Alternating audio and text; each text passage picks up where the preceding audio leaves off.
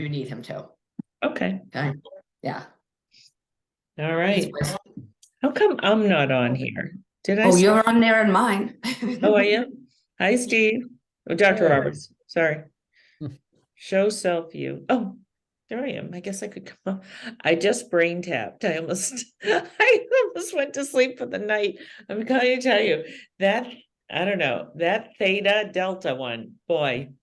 I really want to learn it more, especially with the pain. While Yeah. this whole Yes. podcast talking about it.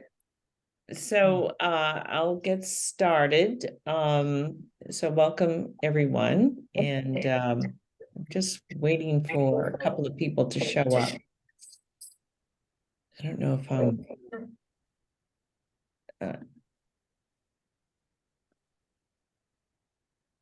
is this slide showing? I can't see. Coming up. Hello. Hello. Hey, you guys.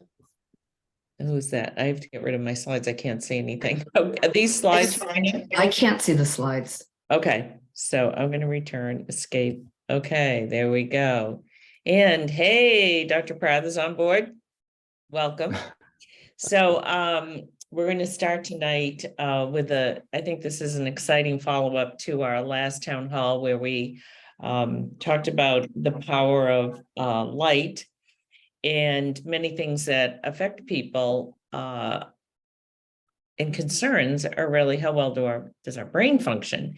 And it's something which we struggle with every day in a contemporary world, from medications to time at work to night shift work, which is a function of the last century, really. Welcome, Paul Sorbo. Well, we have the whole team here. Hi. So first, I want to welcome everyone to our April town hall. And this is number, I don't know, I think this is number like 45 town hall that we've done since COVID started, and we were doing them every single week. So we've slowed down a little bit. And tonight I want to introduce Janine Zaromsky, who is new to our staff. She is a nurse practitioner who brings experience both in rheumatology and in pain management, which is a great addition to our team. It helps us to create a smooth future for us, incorporating many of the things that we'll talk about this evening. And as you know, we've kind of been rolling things out, and I will try to figure out how to, I guess I have to go to screen share to flip over to the to my PowerPoint. So we'll do that in just a moment. So I want Janine to if you want to speak for a few moments, give a little bit of your background and what fun it has been being in our practice for the last 3 months. It's been a challenge. Been a learning experience. So why don't you tell us a little, Janine, about your background? So I have a background. I was an RN and went back for a master's in public health, did a lot of consulting for a while, quality assurance, quality improvement, pretty much. And then decided I missed the patients too much and went back for my nurse practitioner, which I've had, I guess, about 17 years. And I've worked in probably almost every area. I did cardiology and radiology, but mostly in pain management and rheumatology. Those are my two loves. And when I came to Pat's office, I realized there's, at least here, because you get a lot of very complicated sick patients, that there's a huge, tie-in between pain and rheumatology. We saw pain with rheumatology, but not like in this office. And so I'm not sure if you want me to talk first or you want to do the brain thing. So we'll kind of scoot around, and everybody knows Dr. Roberts, not always by looking at him, but we know his name is on his screen because his hairstyle changes enough. I don't recognize. Wow. Sometimes when I go in the office, it's gone from longer than mine to shorter than mine, and it's on its way back down. I just don't think he likes to pay for a haircut. My son does this. He cuts his hair twice a year. You're muted. I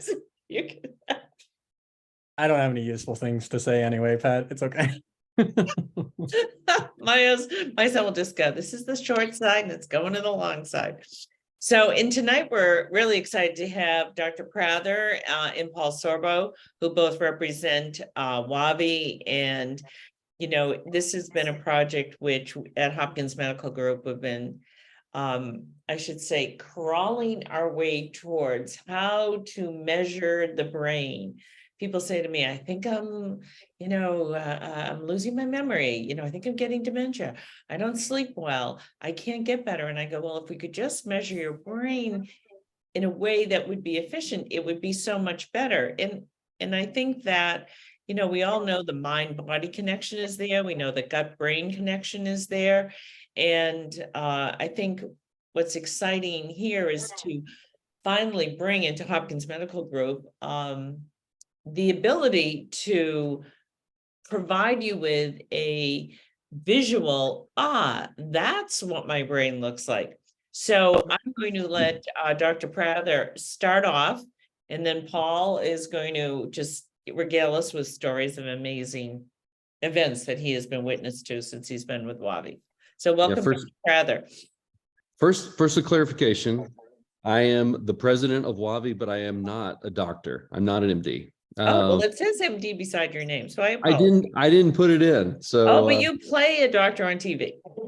that's exactly right. But I've been involved with WAVI from the beginning, first as an investor 15 years ago, mostly because we believed in. I don't think that's me. Okay, so I'll try again. I'm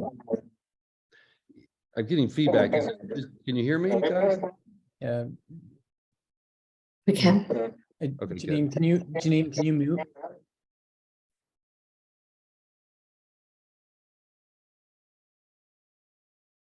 And here we go. Let's try that again. So been involved with the company for 15 years. When we started it, it was really more of a passion play for me because of background in and relatives that have had Alzheimer's, that have had Parkinson's, that have struggled through injuries and trauma.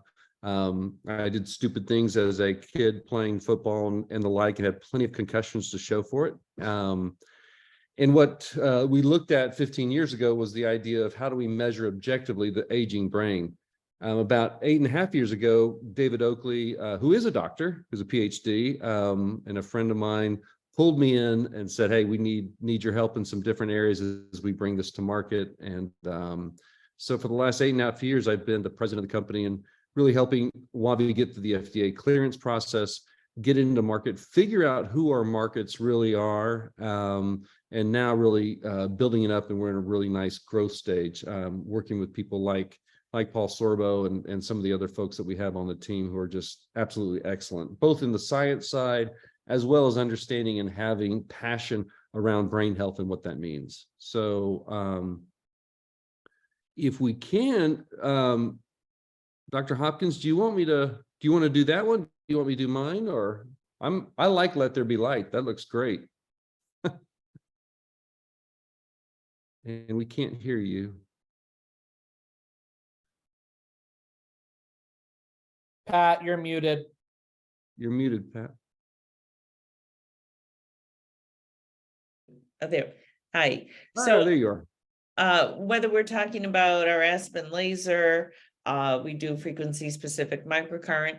We've been moving towards light. And what's new at what we brought into the practice in the past year. I just want to thank everyone who showed up for the fundraiser for Congressman Lynch, where we explained what using light, vibration, sound, and the ability to heal the brain.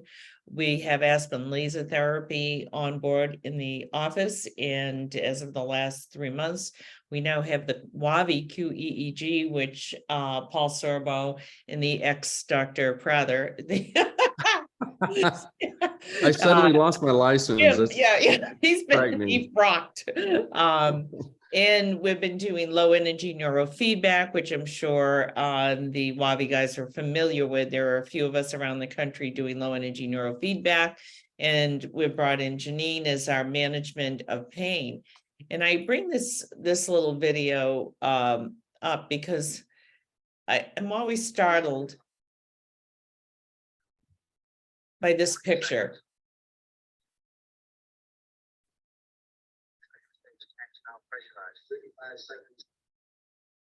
And then how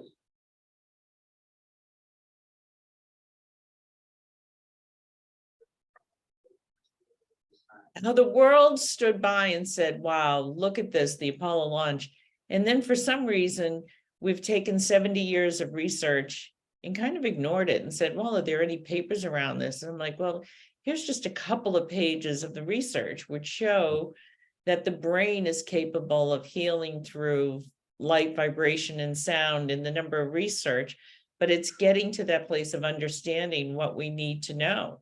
And I think some of the burden, as you've said, Jim, your personal experience with family members with the burden of Alzheimer's. My mother developed dementia, which was classified as a type of Alzheimer's. She had such an amyloid scan that when they offered it for me, I was afraid to do it and I refused to do it. And the concerning part is that 1 out of 3 by the age of 80 in our generation will have some form of dementia or Alzheimer's. And basically, who is going to take care of a third of the population that's aging with dementia? So I'm going to end there and I'm going to stop share, and Jim, you can bring on your slides to inform us how we can actually take a tool in the office and measure your brain. Hopefully you can see this. I'm going to Yep. put it on. Great. And real quickly, these are just a real quick overview of the science behind what we're doing. I'm not going to spend a lot of time on it, but when we created Waavi, it was really to create a way to have a very easy to use all-in-one brain assessment platform. And making that easy to use in the clinic was a big part of that. So we had to have something that we could easily train technicians. Anybody on this panel, anybody listening probably could conduct a scan and have them up and running in a couple of hours. It had to be mobile. We had to be able to get from place to place. It had to be able to be used in the field, and we had to make it quick, able to get information in a 4-minute scan that would be useful for both the clinician as well as useful for the patient. And so when we did that, you always start out in a company and you think, oh, this is going to be so easy. And I realized the medical industry is very, very difficult. It doesn't move as a fast pace. Interesting that you listed all those different research projects, and yet getting that into clinic and useful is just, it's quite a task. And so it needed to be reimbursable. We needed to get FDA clearance. We needed to make it, again, easily accessible. And what we found along the way in our data acquisition side, that it became extremely useful for clinicians and for research groups that wanted to use it to gather data. And so we are working with just a really nice who's who of folks out there, including Dr. Hopkins and what she's doing. And it can be a clinician who has something that they really are excited about. We want to help those people. We have an IRB to do that. But at the same time, there's everybody out there is looking for, and the hardest part of research is to gather data. How do we get you data, especially on something as complicated as the brain? And so a little bit on what we do. We are doing an electroencephalogram, which is basically measuring electricity at the scalp level or at the cortical level of the brain. We do something a little special. It's called the P300 measurement. So in addition to gathering information on the brain waves and doing quantitative EEG information, we're also evoking a response through an auditory stimulation. By doing that, we're able to get some very beautiful measurements around speed and power related to the brain.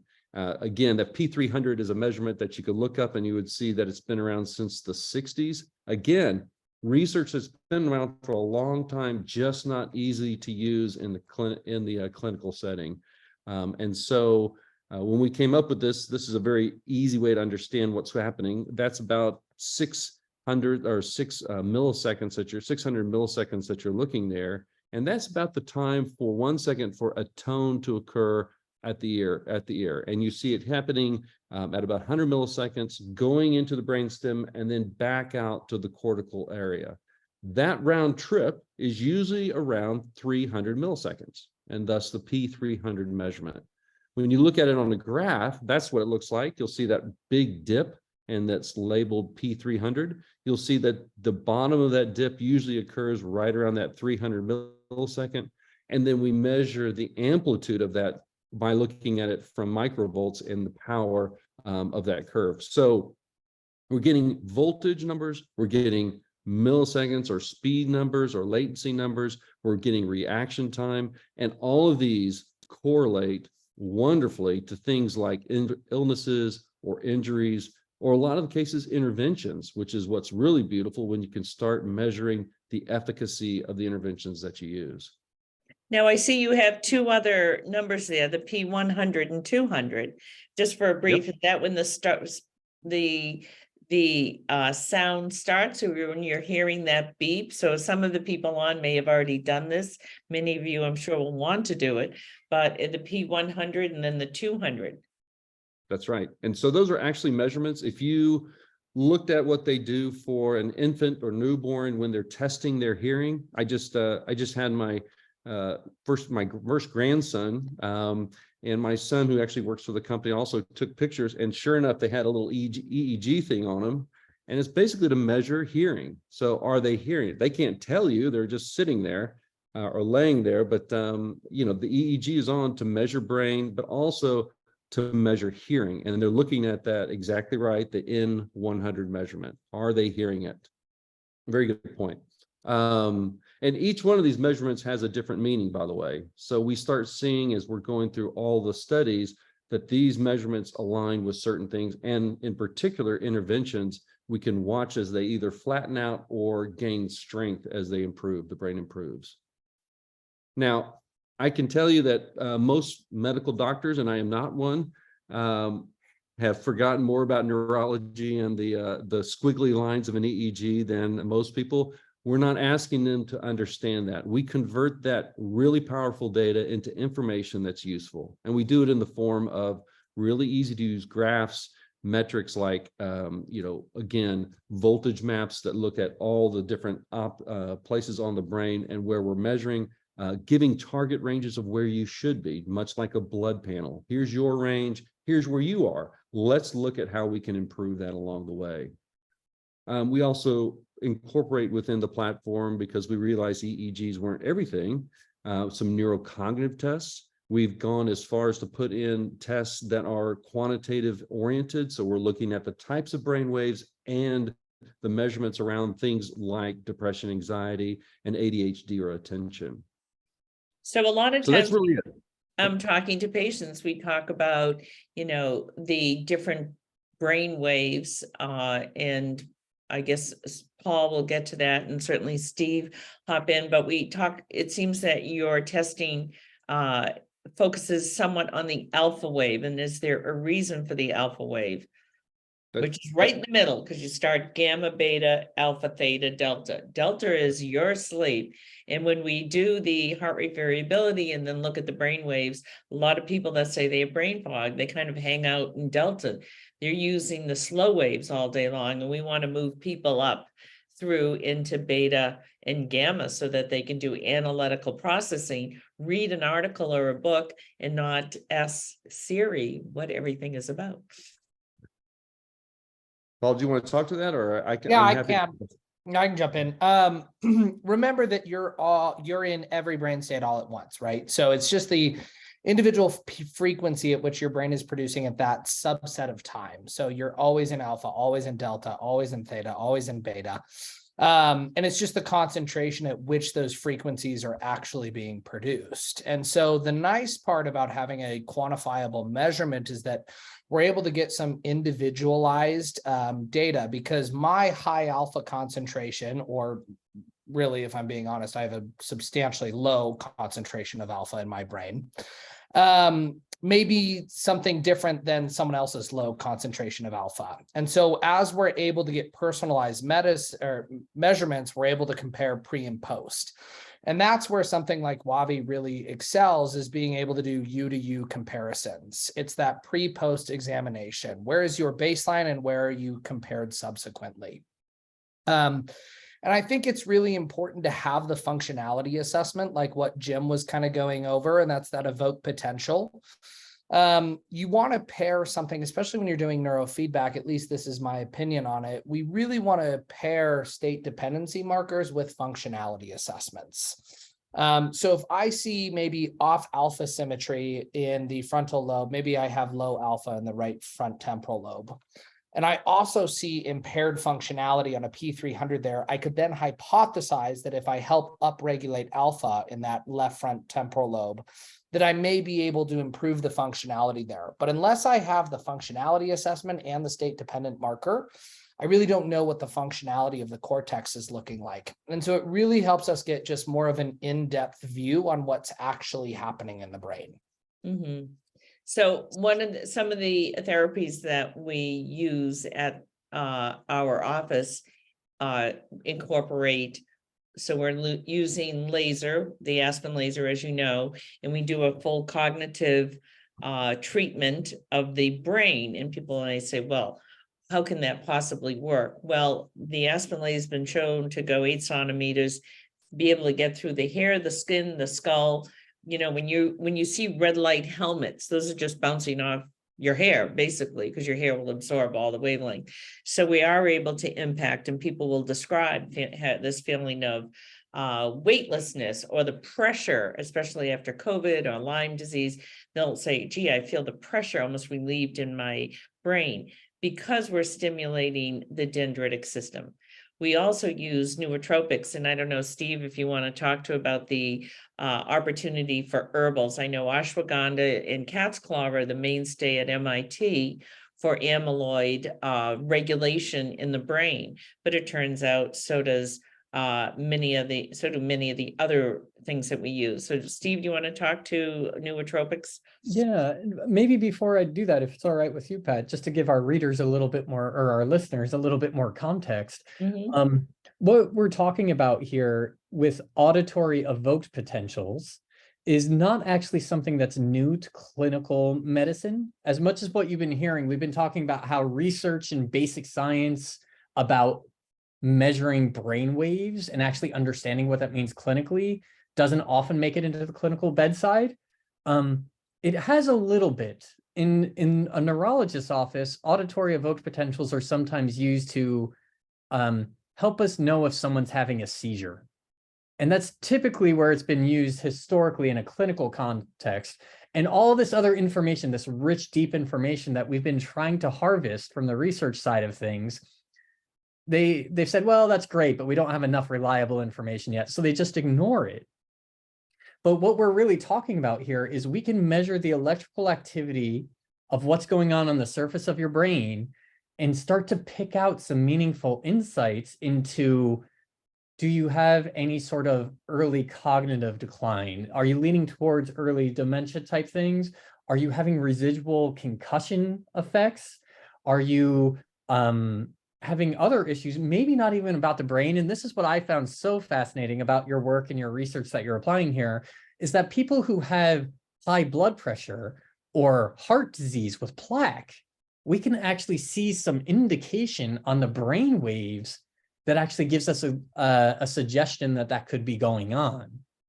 And what we are starting to think about trying to be a little bit more cutting edge and thought forward about this in our office is that all the new therapies you see, the WAVI, the brainwave mapping that we do here, the understanding of this electricity is not itself a therapy, but we can see where you might have some deficits and then decide to use things like the laser therapy on the brain, the light therapy on the brain. We can start to do things like the neurofeedback with LENS, the electrical neurofeedback, or we can actually start to put together supplements or herbs, specifically nootropics, that can maybe help restore some of that brain function. Or in the case of the heart disease we see, we can start to do things for the heart and we'll see things actually shift and improve in the WAVI brain scan electrical readout that we do here in the office. So the value to the people listening on this call is that it would be good to actually get a one-time starting brain scan. And then at various intervals, if you just feel like you're having brain fog or things you just don't feel yourself, or just even if you feel normal at periodic intervals throughout your life, if we do repeat scans, we can get some indication that things might be starting to shift off of what we think is the normal shift in a brainwave. In terms of specific herbs, the nootropics, these are herbs that increase the function of the brain. And a lot of times they are herbs that increase blood flow and circulation to the brain. But in general, they help people with cloudy thinking. And some of my favorites are ones like gotu-kola, bacopa, holy basil, rosemary, St. John's wort, lion's mane mushroom. These are all ones that we know actually have a lot of capacity to help support the brain in its function. Sorry. We also recently brought in nitric oxide, which was developed by Nathan Bryan at University of Texas, Austin. He recently did a study with 100 servicemen looking at increased blood flow. And we know when we do that, you're actually allowing shifts in brain injury repair. You're seeing shifts in PTSD, which we know is the long-term effect of chronic brain injury, which then leads a third of the deaths attributed, under the subgroup of traumatic brain injury lead to suicide. So we know that the downstream effect of not managing the data that we're finding has tremendous impact, societal impact. So Paul, do you want to go over these two cases right now? Yeah, we can absolutely do that. First one that we're going to look at is just looking at, like Stephen was saying, the importance of having a baseline scan. And you really can't stress that enough. In a perfect world, and Jim and I always talk about this on a regular basis, but we say in our utopian society, we would say that everyone in the world would have a baseline brain scan. At the very minimum, it would be so that we have year-over-year wellness analysis. So if I can track you today, and then I can track you a year from now, I can see if there's changes. And hopefully I can catch those changes earlier rather than them continuing for the next 10, 20, 30 years. First one is looking at just the improvements in the brain. What we've known for a long time is that the brain has two primary fuel sources: one, glycogen, and two, ketones. And ketones are really great in the presence or without the presence of glycogen. And so this first one is actually looking at the efficacy of a ketogenic diet on the brain, and looking at somebody and getting them more into a lower glycemic diet, which would be in turn reducing inflammatory response and inflammatory cytokines. So session 1, session 2, and session 3, these are all individual intervals as that person was progressing through that ketogenic diet or that low glycemic diet. There was also a substantial increase in that person's lifestyle and exercise. But I think this is such a great case study, really showing, the brain does have the ability to improve. If we give it the right raw ingredients and we give it the right capabilities, it absolutely can improve. So you're seeing that first one at 9.8 microvolts, that second session, and remember, that's the energy that the brain is actually processing sensory information with. So session 1, you have 9.8, session 2, you have 15.4, and then session 3, we have 19.2. So let's just stop there for a minute. I want to drill down on this just for a second. So this is your brain on sugar, session 1. Theoretically, yes. So is there a way to trick your brain that you're on ketosis without stopping eating? So just to drill down a little bit for everyone. So this is the value. This is a 31-year-old, and I think you're going to be seeing this kind of technology information. It's going to be in sports figures. People are going to use this for performance, for maintaining their sharp edge. This is why I use BrainTap every day, because I know it allows me enough rest in my brain that I can have recovery and then have high speed during the day when I need it. The other piece of ketosis is not eating for 16 hours a day, that you keep your eating in a restricted period of time, but also look at the voltage. So if you want to talk for just a second, why is it that the voltage appears to be mostly in the center or the top of our head? So we have a thing that we call the central 6, and it's basically the central parietal region of your brain. So just think top down right here in the middle, it's that temporal and that parietal region. And that's what we're thinking through the research is kind of the main processing information, at least from an auditory evoked potential, where we see the highest level of actual information being processed in the brain. And I can really only speak to that auditory evoked potential when it comes to that. We have a couple of other tests in the software that we run as well. But that's really the main 6 that we pay attention to. So we should theoretically, outside of injury, chronic inflammatory issues, you name it, we should see the highest increases in those central 6, we would hope, if we're improving the brain as an overall.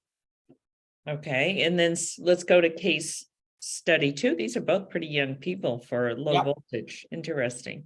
Case study 2, another younger individual. This one is actually showing the efficacy of hyperbaric oxygen therapy chambers.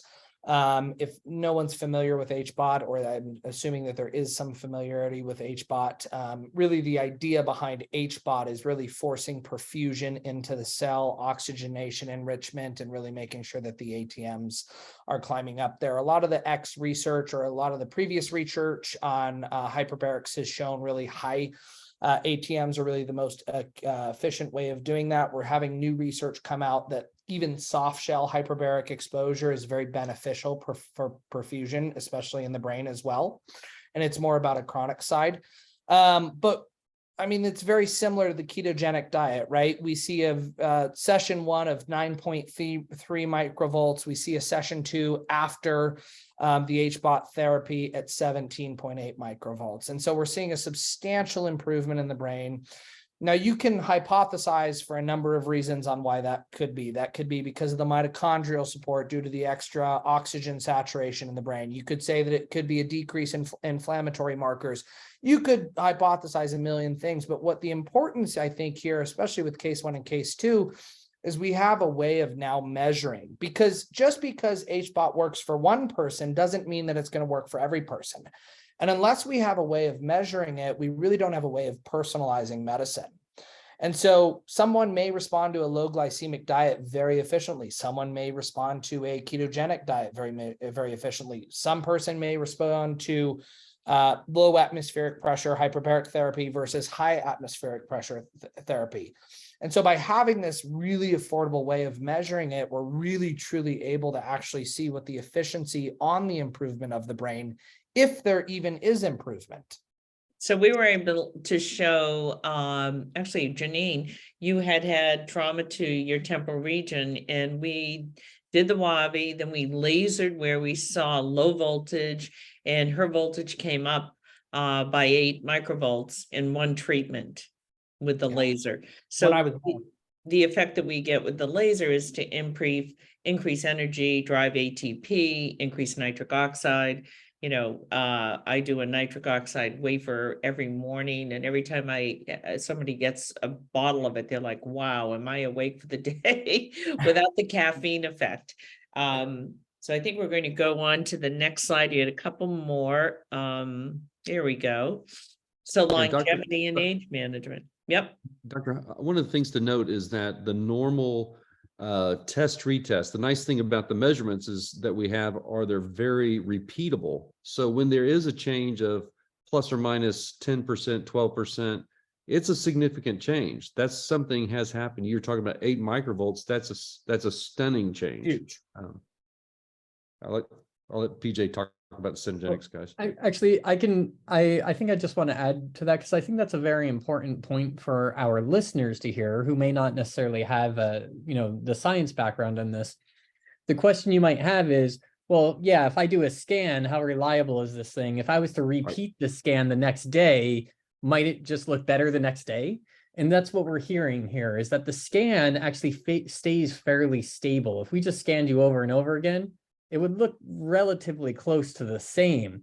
And so this is how we know when we actually do a therapy and we actually do another scan and we see a real difference in the scan, we can feel a little bit more confident that it's not just the day-to-day changes that might happen between a scan, and that we're actually making a meaningful impact on what we're doing for you. That's exactly right. Thanks, Stephen. Phenomenal point. This is probably my bread and butter when it comes to WAVI. This is my pride and joy, is the longevity. I'm the resident boundary pusher when it comes to WAVI. I like to have the little bit more aggressive longevity side of things. I think Jim's laughing internally because he knows it's true. No, I muted so they wouldn't hear me laughing. So This is a case study that we did with a large longevity-based concierge practice that's here in the States. And really the question that they were asking was, does the work that we do on a day-to-day basis have an improvement, not just for the body, but also for the brain? They specialize in low glycemic diets, exercise, genuine measurements as far as VO2 max testing, DEXA testing. Wavi is a part of their nationwide platform as well now. And so they really are taking whole body wellness and expanding into the brain. And the biggest question that they had asked is, what is actually happening in the brain, and are we able to improve the biomarkers of the brain by improving the body, and how are all of these systems connected? The first case study is a 74-year-old male. This is on a 1-year basis. If you look at just the individual biomarkers, you have triglycerides, you have testosterone, free testosterone, IGF, body fat percentage, lean body mass, and then they do some neurocog index testing as well. But what you'll see of that 74-year-old male is triglycerides are a little high. You'll see that their testosterone is out of the normative range, what we would like to see from a longevity standpoint, at least what they would like to see. IGF's a little low. Body fat is definitely higher than I'd like to see it. Body mass index has some room for improvement. And they went on a year-long protocol with this individual clinic, improving hormone levels, exercise, low glycemic diet. They did a little bit of peptide work with this individual. And you see in the second portion that age 75, triglycerides improved, testosterone improved, free testosterone improved, estrogen improved, IGF levels improved, body fat percentage improved, lean body mass improved. And so as the whole body's improving, what's actually happening to the brain? If you look over to the right, that original brain scan of a 74-year-old male was a 6.4 microvolt, and the brain reaction time was 408 milliseconds. That's like a day. He's like, so anybody who does this test, you hear a beep and you click on a button and it measures the beep around your brain. So a 400 millisecond time is measuring. So when I show you the printout, it'll show that you're like hearing the sound like this. It's I heard the sound like this, like it's on 1.5.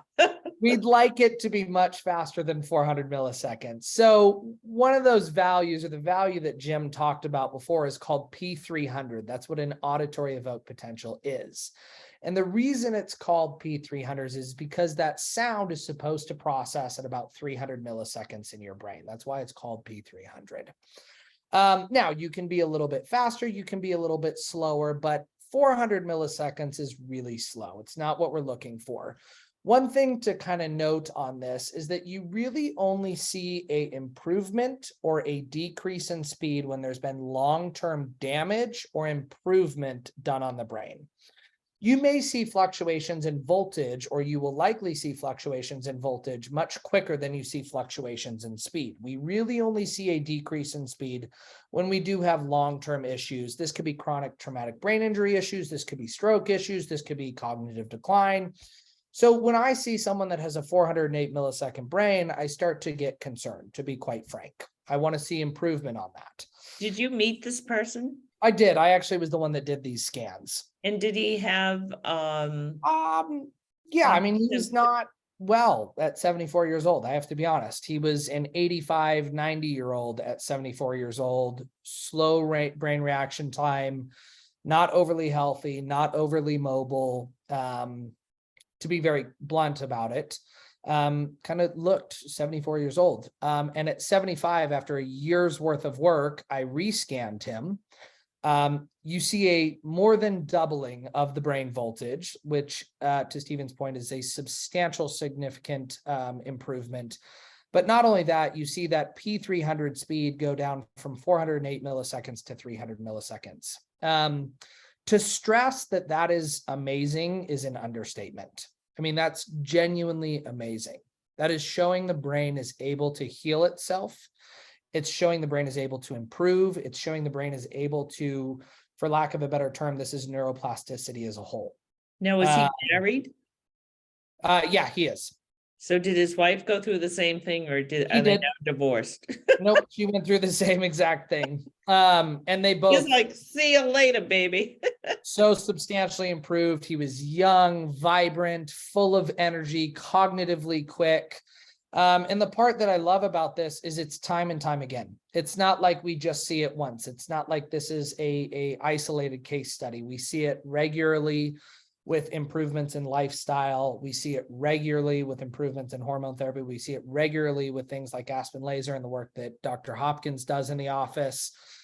We're able to truly validate this work that really is improving the brain. And it really excites me for where longevity can go, traumatic brain injury therapies can go, concussion therapies. We have a lot of potential.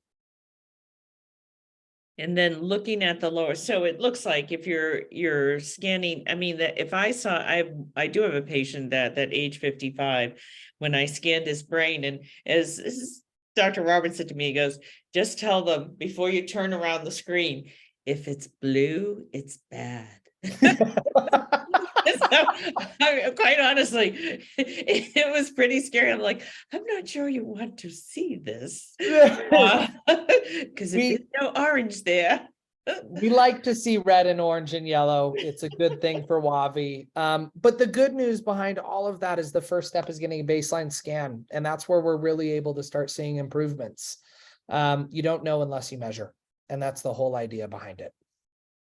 So I think that, just looking at the burden in the US, $40 billion a year in our costs, we wonder why this isn't available. 5 million people in the US are not underdiagnosed. So concussion and traumatic brain injury, we rely on CAT scans and MRIs, where in fact, if everyone had a baseline QEEG, when you're in that car accident, your settlement against the other driver would be much greater if you could then show that the accident, your rear-ended accident or T-bone accident, actually caused you a significant brain impact. And we've talked about the suicide as the leading cause of death after traumatic brain injury, and the 500,000 servicemen now suffering from this. 75% require long-term care and 200 billion in worldwide costs. It's really pretty astounding. I think, Steve, do you want to talk a little bit about somebody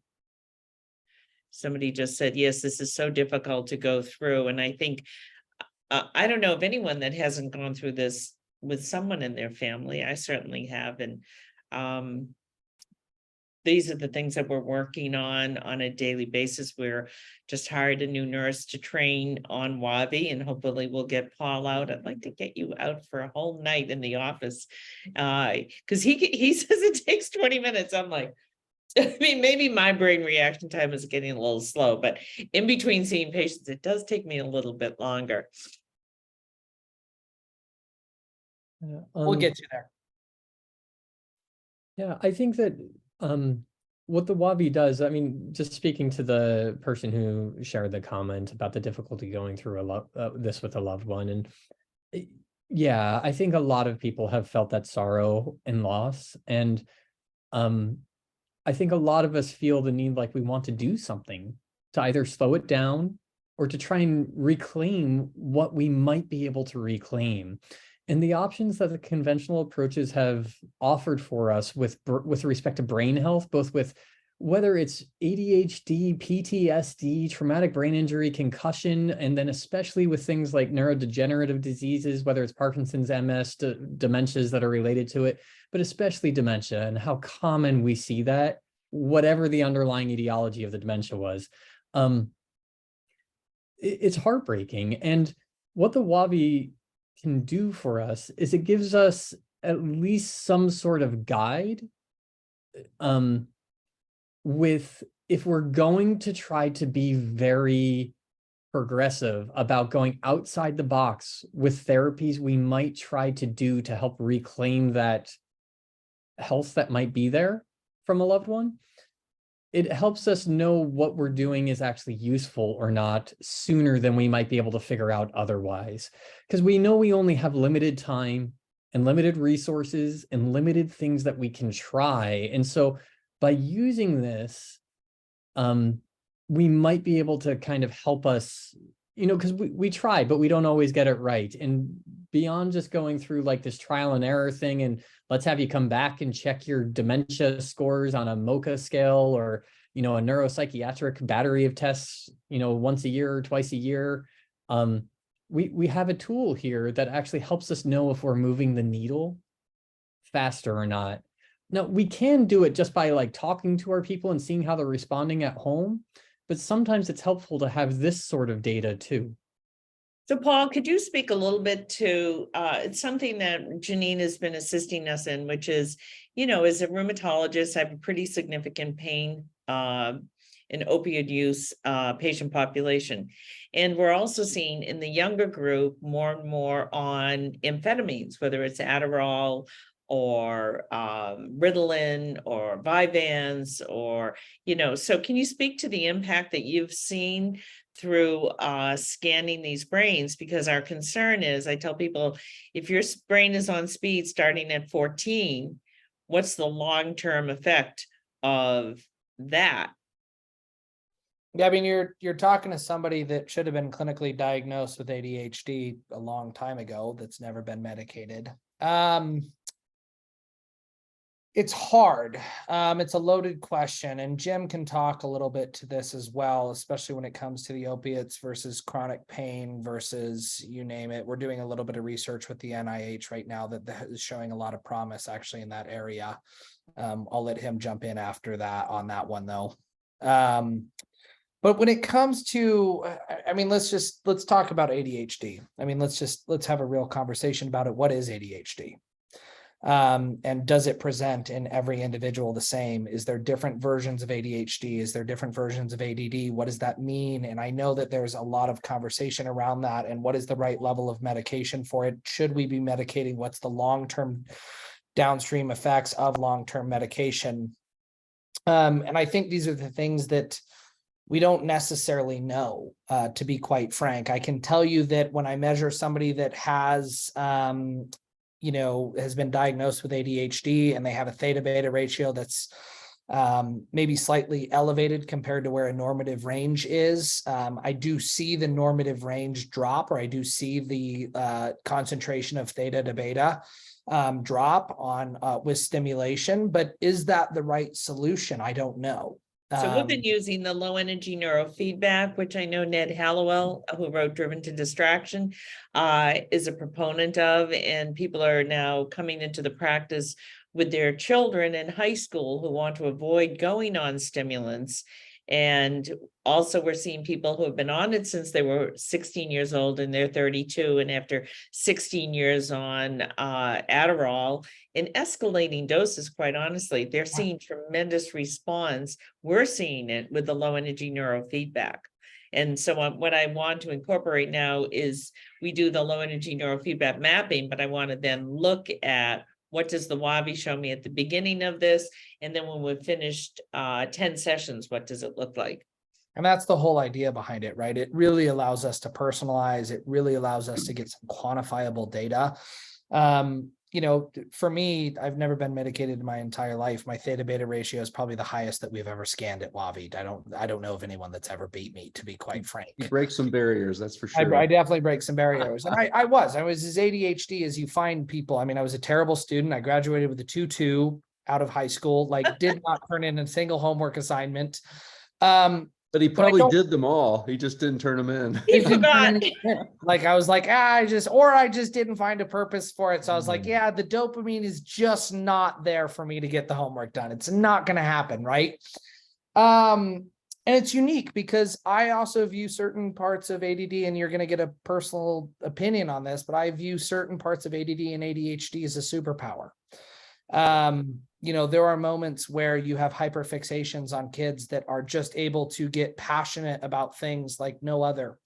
And it's really amazing. And I also think there's importance to really this measurement data. I have a personal story that I like to tell, and it's more on the depression, anxiety side of things, but my brother's manic bipolar and has never wanted to be medicated his entire life. Jim's heard this story a million times, but when I first started with WAVI, one of the markers that we measure is called F3, F4 alpha symmetry. And it correlates to depression, anxiety, high levels of stress. And what it's measuring is in off alpha symmetry, just right in the frontal lobe. And so what I believe in personally is lifestyle interventions, diet, exercise, nutrition, sleep, all of the controllables that you have the capability of actually impacting on yourself. And so when I scanned my brother for the first time, he was a 2.3, which is fairly asymmetrical, to say the least. And so I wanted to show him what exercise could do to improve his brain. And so I took him to a workout session with me. And right after I did the workout session, I rescanned him and he went down from a 2.3 to a 1.4. I then did the same thing every single day for an entire week, monitoring how he was sleeping, how he was eating, and how he was exercising. And at the end of the week, his scan was a 1.1 on his alpha symmetry. And so I think it's a really powerful statement. And for the first time in his life, he realized that he had control over how his brain was actually influencing his actions by the actions he was taking in his everyday life. Now, I'm not saying that that's the right solution for everyone, but what I am saying is having the measurement validated that he was able to actually change the way that his brain was actually processing the world. I will tell you, he hasn't missed a workout in almost 4 years. And I'm not saying that's the right thing for manic bipolar. He is still medicated. It's managing the ups, but I think there's an importance behind a lot of this, and there's a lot of research that's going to happen, and Jim can kind of jump in. I think it's a good segue, especially when it comes to opiates and dependency on that. And there's a really cool research study happening right now. I can touch on that real quick, but I did want to note the asymmetry measurement that Paul was speaking about. Your normal or what you hope to be as perfect symmetry is 1. So symmetry outside of a 0.1 or 0.2 of that number, you miss. That's a standard deviation. That's 66% of the population should be within that. So if you're pretty far outside, as his brother is, that is a pretty good measurement to be able to at least direct some attention to.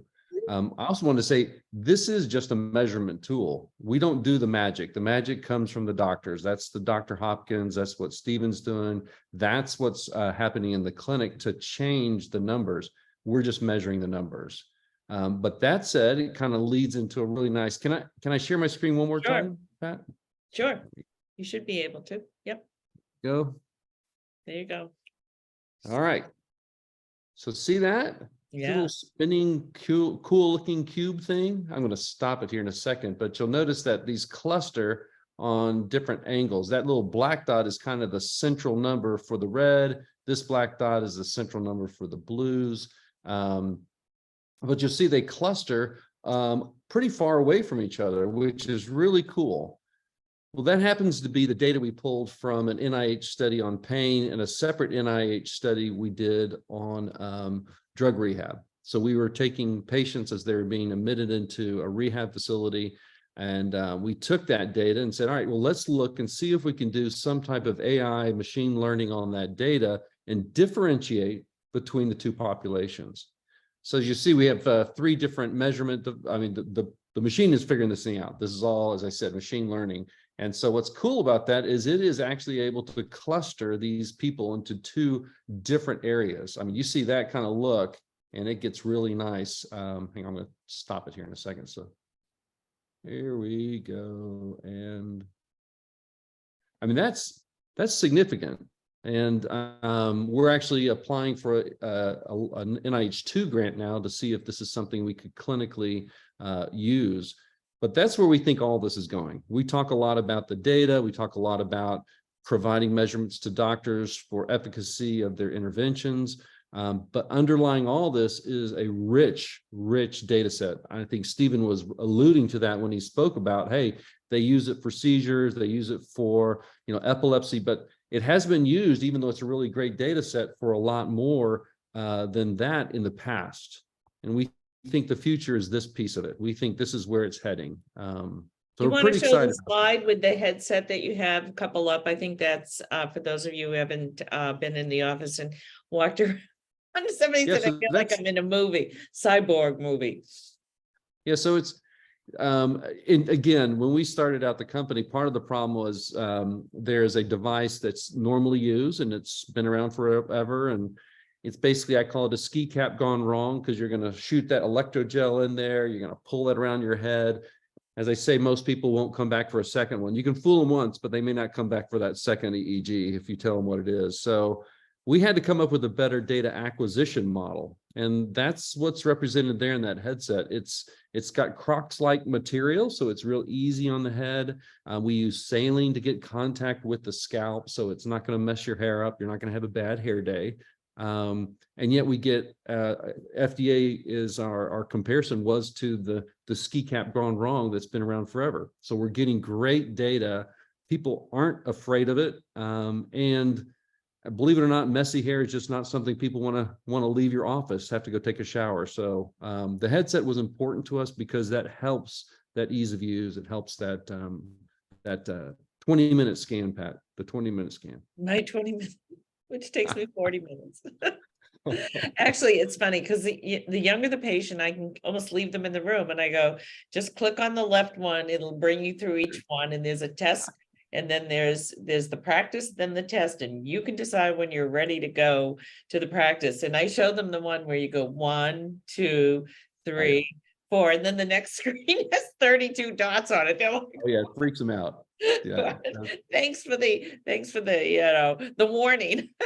Actually read the numbers, but it's been great with the touch screen. And I think that if you can go to the next slide, we'll just look at kind of the performance report, which I go over with people. You want to see, Steve, I know will get this faster than I will, which is because his background, sorry about the ambulances. Let those all go through his background in neuroscience. But, something we've talked about is trying to implement this for sports athletes, high school athletes that are in the community, that their parents can say, sure, they can do, what is it, the Glasgow test? Is that it? It's the impact. There's the impact test, which is kind of the Which standard. They all know how to fake the results. So if they get hit, they can go back on the field. But this you cannot fake. So if I have any children that are thinking about, racing, ski racing, football, soccer, anywhere where you're going to be head-to-head injuries or injuries as part of the game, I think everyone should have this before the season starts, because you can't fake the results and you cannot fake the injury. Absolutely Next right. one, I think, shows the symmetry one.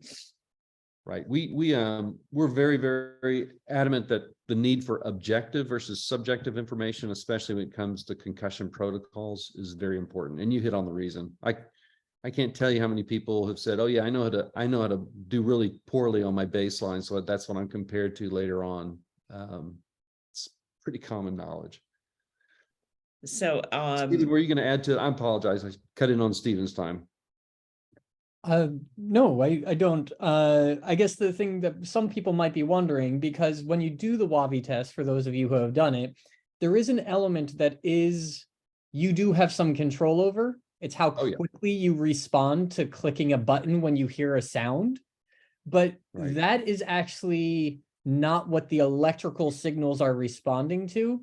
That we do collect that information about how quickly you respond, but the actual scan of the electrical output of your brain has nothing to do with when you decide to click your finger. You're just saying that because I was faster than you. Well, I mean, I was faster than you on one part of it, Pat. I do. It's He wants me to do it again, and he made me use my other hand. Yeah. So it's so the part that we're actually measuring the electrical activity on the different regions of your brain is how quickly your brain generates an electrical signal when it hears the sound. It's not actually generating the electrical signal based on when you decide to click your finger. Right. And so that's what we mean when you say, because some of you might be wondering, well, I could have faked it if I just decided not to click it. Yeah. That's actually not what the electrical signal is responding to. Right. You have no ability to consciously control the numbers we're getting when we do the P300 portion of the WAVI brain scan. Yeah. And I'll add to it, we actually do put a couple of neurocognitive tests that Pat was referring to. There's a connection of 1, 2, 3, 4, 5, 25 dots on a screen. And then we do what's called a trail B, goes 1A, 2B, 3C. You kind of get the idea. 25 dots that go up to the number 13. You can absolutely mess that one up. But when Because it you comes to forget the 2, 3, alphabet. This is like, a DUI test when they pull you over and go, say the alphabet. I'm like 1A, 2B, 3. I did one yesterday and she's got stuck. I go, it's H. She's like, oh, okay. Because you do kind of lose track, but it's been very impactful, and we're hoping with our new nurse coming on board, she's very excited to learn, and I hope we get Paul out in the East Coast again. At some point, I'd love to do an evening demo night for patients to come in and we can talk about, and Dr. Roberts can talk about, nitric oxide and ashwagandha and nootropics. And by nootropics, we mean, herbals that are able to be adaptogenic, so your brain improves. And what we know with the laser is that it's actually shown decrease in amyloid production, increase oxygenation. So we have all these tools at hand now, low energy neurofeedback. People are coming off their Adderall. One woman said, this is the first time in 28 years I haven't been on trazodone every night. So sleep, upgrading sleep, repairing the brain, using the tools that we've been, really for the past 10 years, not taking a breath and moving forward and bringing in really what we're running is a regenerative clinic without the spa-like feel. I guess I should have like a nice place with robes and stuff, but no, we're just sort of, here and affecting people's lives and bringing them hope. And that's the best I can say is every day we bring you a little more hope. So I want to thank everybody for being here this evening and looking forward to Steve. Sure. Yeah. Let me just take a moment because there was a question from Alessandra that I wanted to address as well. Sure. Before we sign off for the evening. So one of the questions was, is this therapy widely available? I think the first thing to clarify, the WAVI scanning that we do, the electrical readout of the brain, is not in itself a therapy. It's really the tool that helps us know what's going on a little bit, gives us some insight into what's happening with the brain. And then as we apply the therapies, we can trend that to see that the brain is responding as we would hope and improving faster than it would if we just didn't do the therapies. That being said, most of the therapies we are trying to do, I mean, we can try and do things that are covered like off-labeled uses of drugs, but a lot of times what we're trying to move towards is doing things that insurance doesn't cover. So unfortunately, that is an issue. It's something we think about, deeply here, and we try to make as accessible and cost affordable for patients as we can, but we understand that that may be a barrier for some. And so this is part of what the value of the WAVI is, though, is that when trying to pick and choose what's going to be the biggest bang for your buck, we might be able to start getting some insight into that as we use the WAVI and get more experience with it. In terms of, is the WAVI itself covered? We actually have had some success with the brain scanning portion of that might be something that could be covered in part by insurance. And so the actual out-of-pocket cost to each of you that might want to pursue this, it might not actually increase that to any significant degree. And so it's something that would be worth considering, depending on which diagnoses you may have, that we may be able to get it actually covered. Right. So we continue to work on that, and we'll be working with Craig on how to set up the diagnoses. And, there are clear diagnoses for which it should be covered. There are no guarantees, and we've just been filing our first claims, and hopefully we're successful. So I want to thank everyone for coming this evening, and welcome spring. It's here.